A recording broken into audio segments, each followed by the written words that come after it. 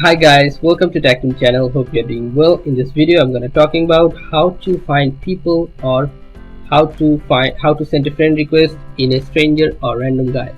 So let's go to Discord first. Write Discord and log into your account.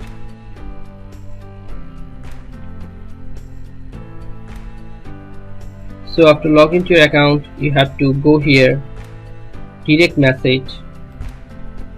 Then you can see your friends, or you can see here add friend. Click on add friend. Then you have to put here his username and put your username like this, Mr. Green, and send friend request. See, your friend request has gone. Another thing, if you want to find or discover new people but you don't know their username, how you can do this? To go to a group, any group or any server, then you will find random people here.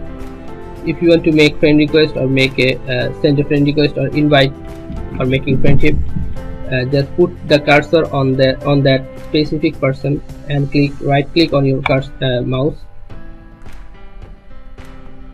Then you will find here add friend. If you click on add friend, your friend request has gone to that friend.